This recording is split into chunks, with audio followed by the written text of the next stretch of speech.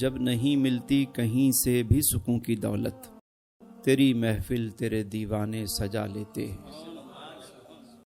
اور وقت کی قید نہیں ہیں یہ کرم کی باتیں، وقت کی قید نہیں ہیں یہ کرم کی باتیں، جب بھی سرکار کی مرضی ہو بلا لیتے ہیں، جب بھی سرکار کی مرضی ہو بلا لیتے ہیں۔ علامہ اقبال علیہ رحمہ نے کامیاب زندگی کے 3 اصول بتائے۔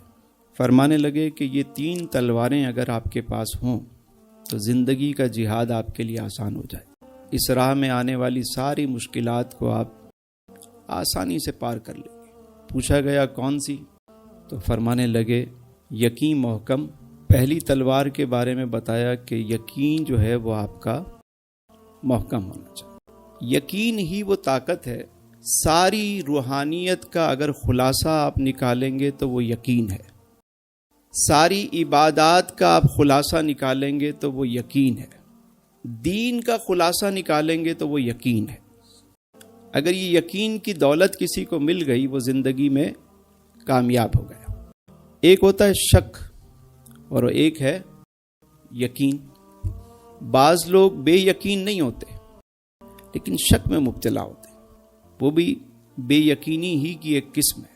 شک ہمیشہ آپ کی راہ میں روڑے اٹکاتا ہے، آپ کو کامیاب نہیں ہونے دیتا، دل میں وسوسے خیالات یہ آپ کو آگے بڑھنے سے روکتے ہیں، یہ اسپیڈ بریکر ہوتے ہیں۔ اور یقین جو ہے وہ ایسی چیز ہے کہ انسان کو، جس شخص کو یقین کی دولت مل جائے، نہ اسے آگے بڑھنے سے کوئی روک سکتا ہے، نہ کامیاب ہونے سے کوئی روک سکتا ہے۔ یقین چاہیے، اور یہ یقین ملتا کیسے ہے؟ جب تک کوئی صاحب یقین نہ ملے یقین نہیں ملتا۔ کسی صاحب یقین کی صحبت میں بیٹھیں گے آپ کو یقین مل جائے گا۔ یہی وجہ ہے کہ جسے صاحب یقین میسر آ جاتا ہے اس کی منزل آسان ہو جاتی ہے، راہ کے روڑے اسے روڑے نہیں لگتے۔ صاحب یقین کون ہوتا ہے؟ وہ آپ نے واقعہ اکثر سنا ہوگا کہ ایک شخص آیا، ایک صاحب تھے، صاحب قال تھے، گفتگو فرماتے تھے بڑی اچھی، تو ان کے پاس آیا، کہا حضور کامیابی کا کوئی طریقہ بتائیں، بڑا مشکل ہے میرے لیے، روزانہ میں یہ نہر پار کرتا ہوں بڑی مشکل سے، کشتی کرنی پڑتی ہے، پیسے اتنے نہیں ہوتے، تو کوئی وظیفہ ایسا بتائیں۔ انہوں نے کہا بڑا سمپل ہے جی۔ کہا کیا کروں؟ کہا بسم اللہ پڑھو اور چلے جایا کرو، اللہ کا کلام ایسی تاثیر آپ کو رستہ مل جائے گا۔ صاحب یقین تھا، اسے یقین حاصل تھا، اللہ پر کامل یقین تھا۔ اس نے کہا بڑا پیارا نسخہ ہاتھ آیا، اس نے کہا بسم اللہ الرحمن الرحیم، راستہ بھی مل گیا، پار آنے جانے لگا، بڑا عرصہ گزر گیا۔ ایک دن اسی صاحب قال کے پاس آیا، کہا حضور آپ کی دعوت ہے، ذرا چلیے ہمارے ساتھ۔ میں نے کہا چلو۔ کہاں چلنا ہے؟ کہا یہ دریا پاری ہماری کٹیا ہے، وہاں پہ آپ کے لیے انتظام کیا ہے۔ جب وہ پہنچے تو پتہ چلا کہ سواری تو نہیں ہے۔ کب دریا کیسے پار کریں گے؟ کہا حضور آپ نے ہی تو بتایا تھا مجھے نسخہ۔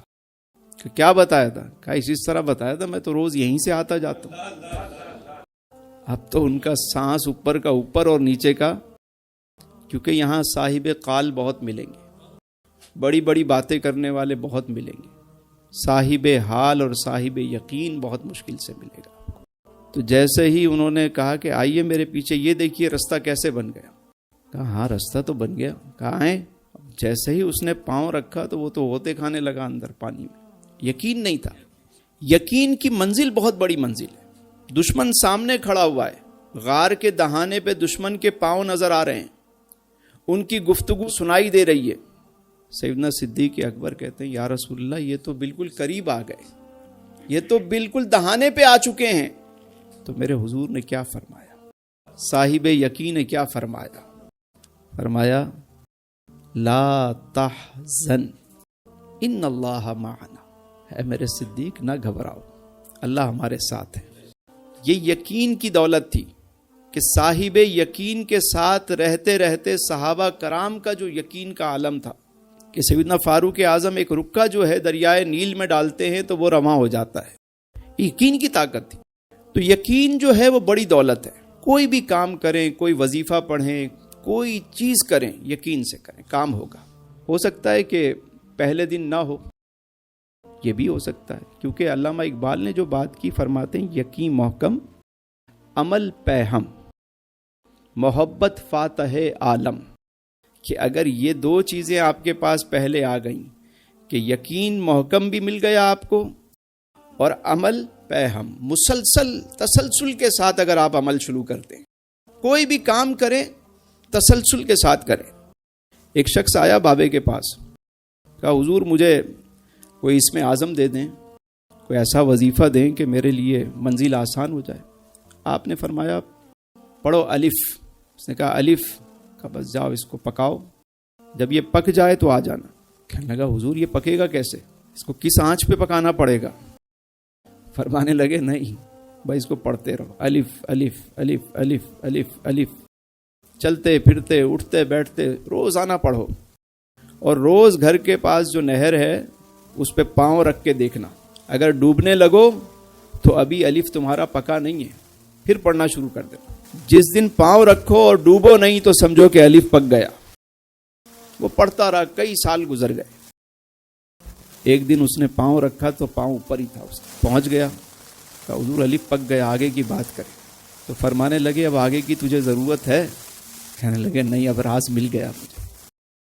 کوئی بھی کام تسلسل سے کیا جائے تو کامیابی ملتی ہے۔ ایک بیج ہم بوتے ہیں، وہ بیج چھوٹی سی کومپل نکلتی ہے، پھر وہ تھوڑا سا بڑا ہوتا ہے، پھر وہ ایک پودا بنتا ہے، پھر وہ ایک درخت بنتا ہے، پھر اس پہ پھل لگتے ہیں، پھر وہ جا کے کہیں باغ بنتا ہے۔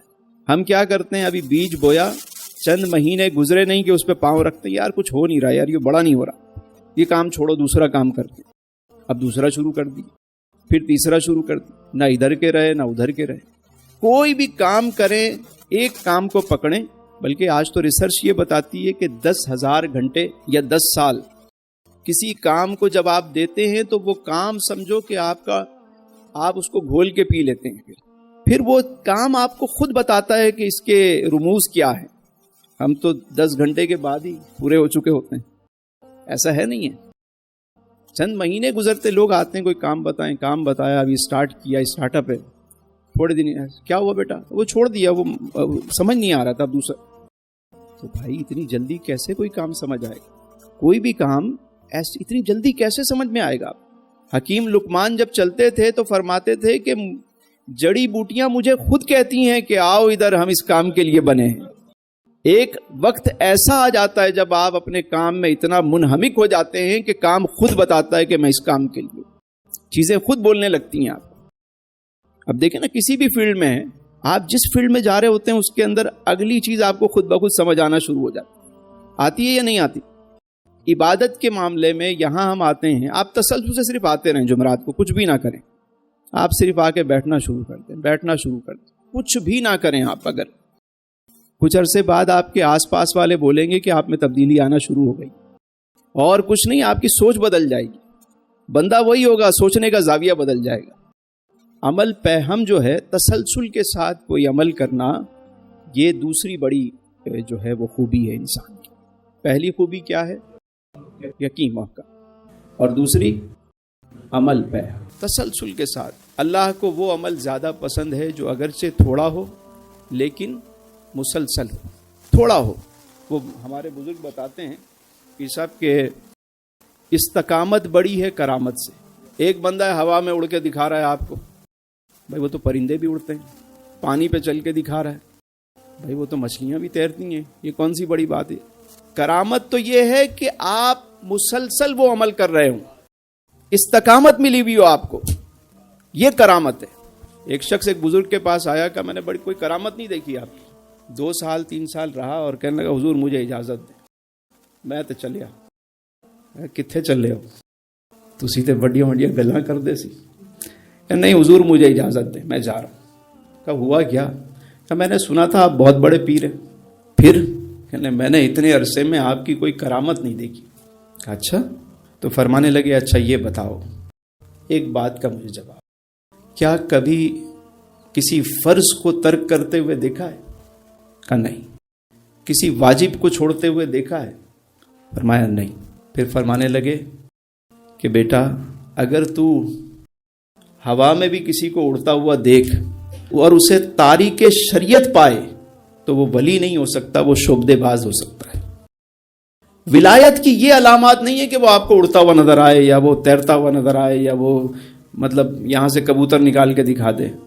تو ہمارے بچپن میں بھی ہمارے اسکول میں آتے تھے، وہ نکالتے تھے کبوتر کان سے رومال بڑے بڑے نکال۔ یہ کرامت نہیں ہے۔ کرامت کیا ہے؟ استقامت۔ کرامت کس کو کہتے ہیں؟